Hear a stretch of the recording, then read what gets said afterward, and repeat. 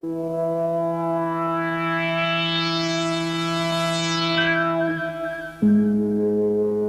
deep fracture in the Earth's crust slashes across 700 miles of California. The San Andreas Fault. It borders both San Francisco and Los Angeles and creates one of the world's most dangerous earthquake zones.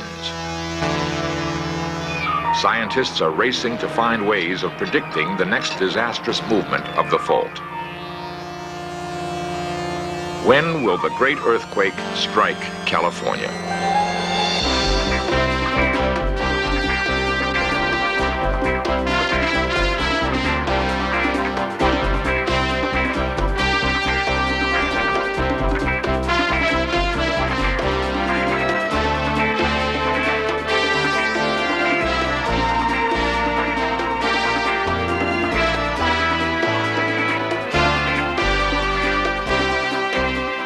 This series presents information based in part on theory and conjecture.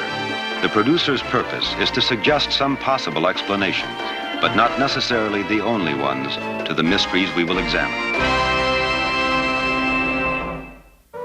California is famous for its warm and sunny climate. Its diverse lifestyles and spectacular vistas are as varied as any other land on Earth.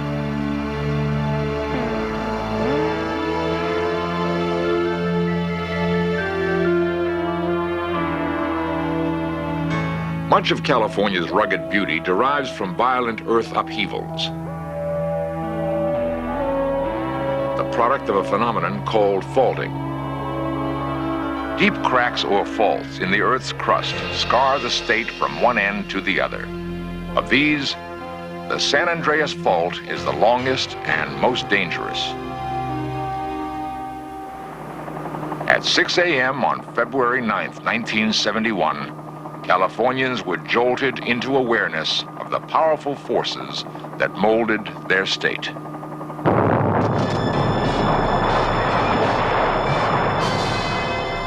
A sudden earthquake just north of Los Angeles caused massive devastation.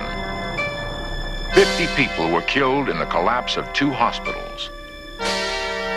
Since the quake was of only moderate size, engineers were shocked by the heavy damage to supposedly earthquake-resistant buildings and freeways. The Richter magnitude was 6.6, releasing several hundred times less energy than the San Francisco earthquake of 1906. Had the shaking continued for another few seconds, the San Fernando disaster would have been far worse. 2 dams holding 7 billion gallons of water threatened 80,000 sleeping people. When the dams began to collapse, only the abnormally low water level prevented catastrophe. Geologists soon pinpointed the quake on a minor branch of the San Andreas Fault. The main spine of the fault hadn't even moved. The San Andreas Fault system is part of a grid of faults, mountain chains, and trenches in the ocean floor. These features mark the boundaries between huge moving slabs of the Earth's crust called plates. Carrying continents and oceans with them, the plates float on a hot liquid layer of the planet. Along the fault in California, 2 plates slip and grind against each other due to movement deep within the Earth. Dr. Tim Hall has studied the San Andreas Fault for 15 years.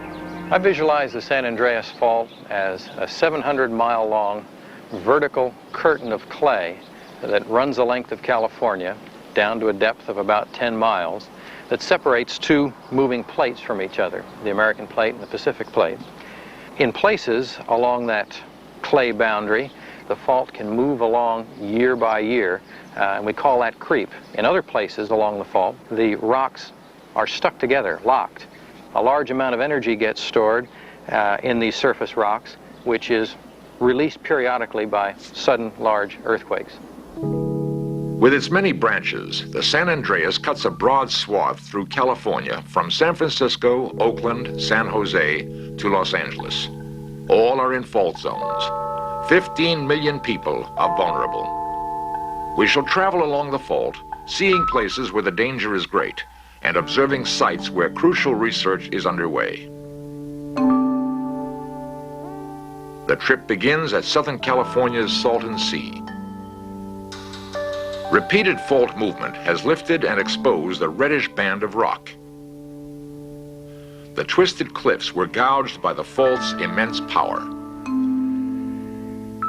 Nearby, the San Andreas has made pockets of groundwater. Lines of palm trees and brush mark the fault's passage beneath the bleak sands.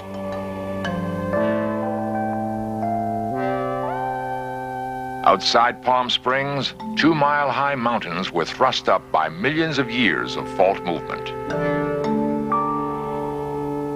The fault skirts the Los Angeles basin. Its numerous sub-branches, including the one which shook San Fernando, threaten more than 10 million people. North of Los Angeles County, the fault carves a broad valley. Near Palmdale, Dr. Kerry Seed dug into the San Andreas and found a treasure trove of prehistoric earthquakes.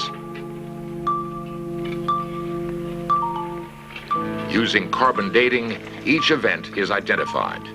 The fault goes down through many distorted layers, which mark earthquakes going back to the time of Christ. The intervals between major quakes range from a maximum of 300 years to only half a century. The earthquake of 1857, largest ever recorded in Southern California, shows up as a sand blow, where sand and water spouted from the earth in an eerie fountain.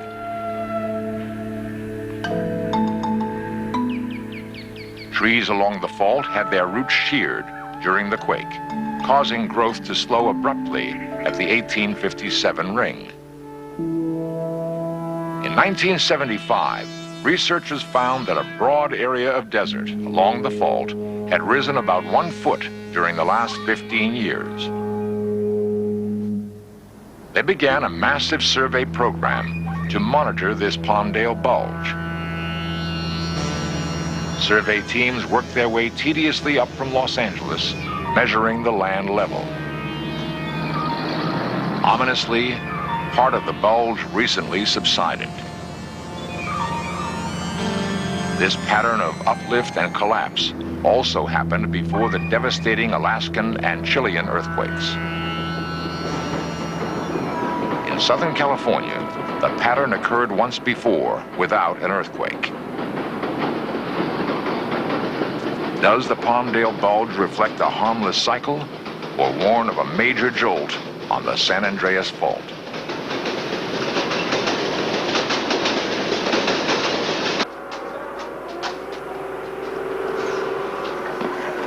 North of Palmdale, geologists drilled deep into the fault zone to measure the stress on underground rock.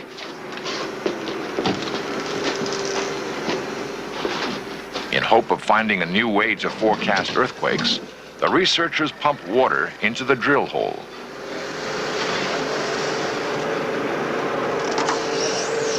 They increase the pressure until the rock breaks.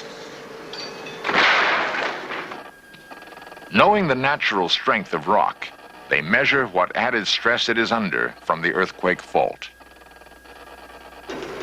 They have found that rock in the fault zone is cracked, water saturated, and close to the breaking point. Further north, the San Andreas cuts through hilly desert country. In the stark and desolate Carrizo Plain, fault features are clearer than anywhere else. Most ground movement here occurs during large earthquakes in jumps of several yards parallel to the fault. The last of these took place in 1857.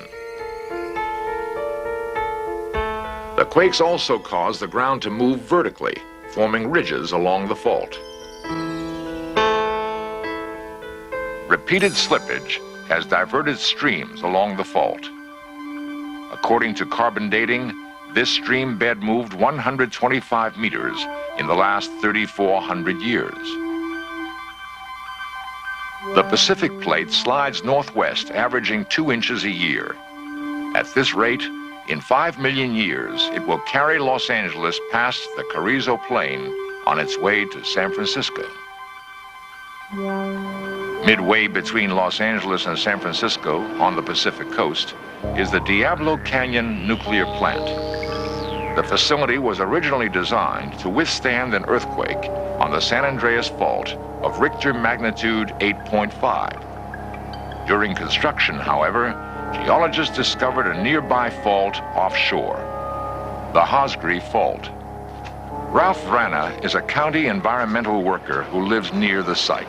I'm opposed to the nuclear power plant at Diablo Canyon because there's an earthquake fault running 2.5 miles from the plant itself, and that fault happens to be 250 miles long, and it's a major earthquake fault in California.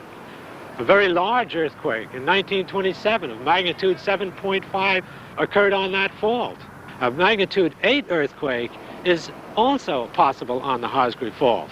Earthquakes are. Richard Davin represents the plant's owner, Pacific Gas and Electric.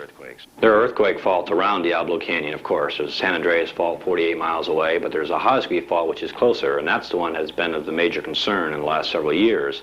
And as a result, it's been the most thoroughly investigated fault, probably in California outside of the San Andreas, and we have designed that plant to withstand the maximum earthquake that could ever be expected to occur on that fault. Those of us who live close to the plant, who are 7 miles away myself, wonder whether we happen to be guinea pigs in this experiment or not. People talk about earthquakes even bigger and bigger and bigger, the kind of earthquake that would split this containment structure in half. I think when we got that kind of an earthquake, we've reached the end of the world, because before that would happen, California would be in the ocean. After the Hosgri Fault was found, PG&E strengthened the plant. The adequacy of their precautions is controversial. We're only beginning to understand the dynamics of earthquakes. Whether any possible ground shock could cause hazardous release of nuclear radiation remains unknown. Further north, the fault continues to pass through major population centers. A great earthquake would cause incalculable disaster. Is there a way to predict it? The little town of Hollister lies 80 miles south of San Francisco on the San Andreas Fault's Calaveras branch. August 6, 1979. The strongest earthquake since 1911.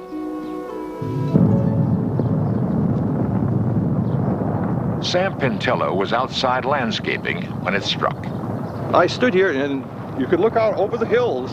You could see the hills rolling into each other, you know, just like they were just sort of bending.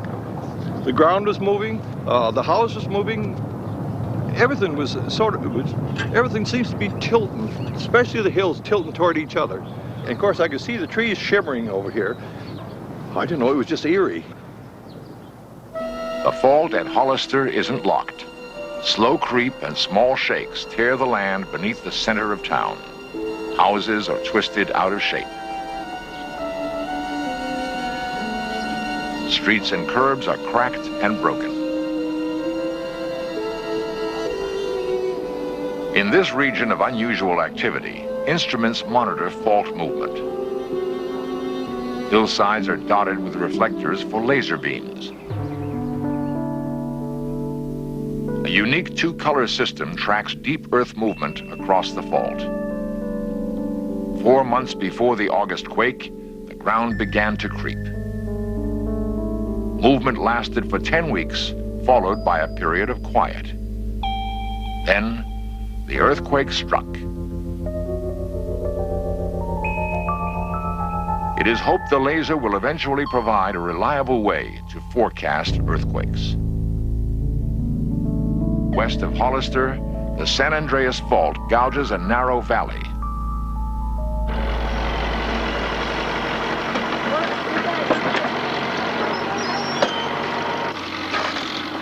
Geologist Tim Hall supervises excavation into the fault. We're looking for a record of earthquakes in California before recorded history. And the way that we do that is look for layers that have been displaced by the San Andreas and attempt to date them. The goal of our study is to predict how often the San Andreas will move in the future. On the northern San Andreas, the earliest known great earthquake occurred in 1838, only 68 years before the 1906 disaster. If such a small interval is typical, the next major shake may be overdue in the Bay Area.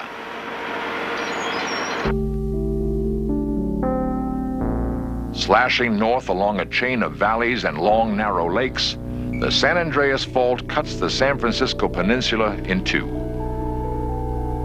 On the shore of San Francisco Bay is Marine World, where studies of animal behavior may give warning of earthquakes to come.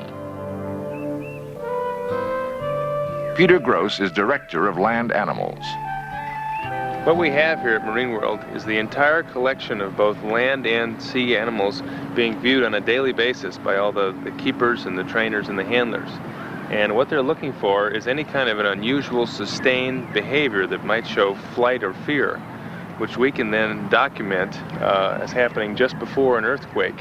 About a half hour before the big earthquake, these animals, which ordinarily mix together and peacefully coexist amongst themselves, all separated and went into their own species. The zebras all stayed together, the antelope all went to one area. They just didn't want to mix with each other during this period of unrest and fear. I think that the animals are a lot more in tune to nature's sounds than people are. Trainer Paul Barkman recalls the morning before another earthquake. And when we finally did get them out of the barn, we watered them down. They all refused to drink, and they refused to eat all day long. We have one lead elephant, Jenny. She's the oldest, and she was thumping the whole day long, and she was trumpeting, which she very seldom does. And the other elephants were answering her back, and they were just really hard to control the whole day until after 4 o'clock when the quake hit. Then they were fine. Reports of strange animal behavior before earthquakes go back thousands of years.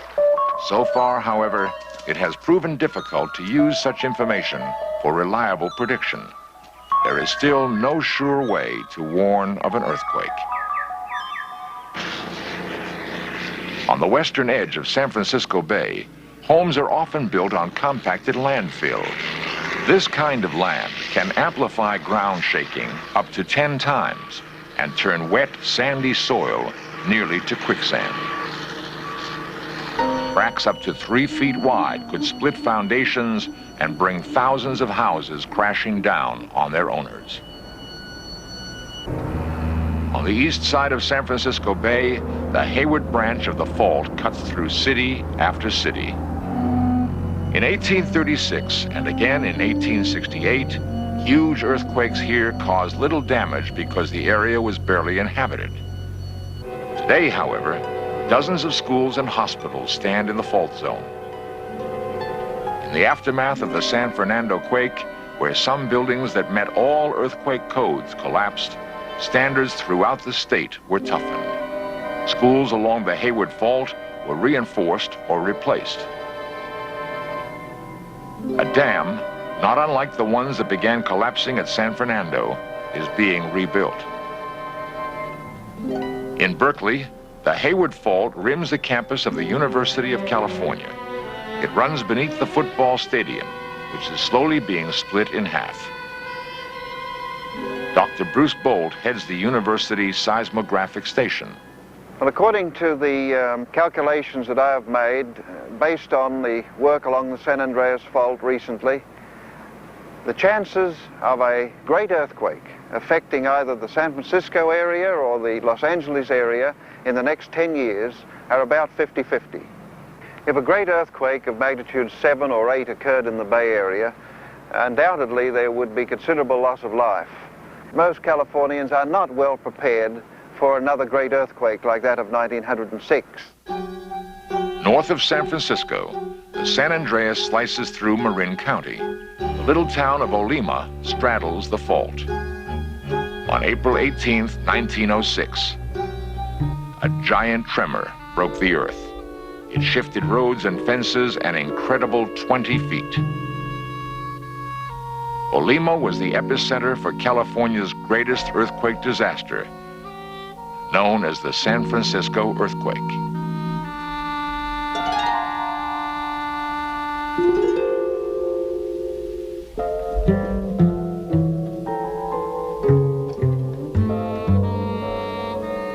That quake claimed 700 lives.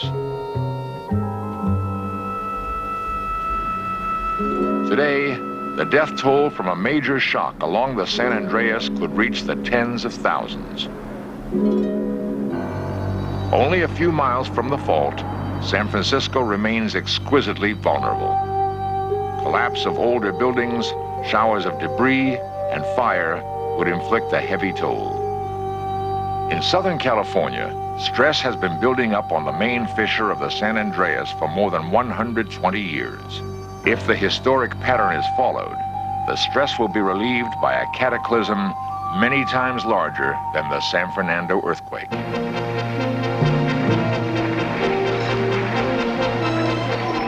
It is frightening to imagine that disaster multiplied 100-fold. Thousands dead, families homeless, firestorms raging out of control. 1906 type disaster would cause unimaginable chaos, but earthquakes recorded in Asia and Alaska dwarf any yet seen in California. Perhaps we have yet to learn the full power of the San Andreas Fault.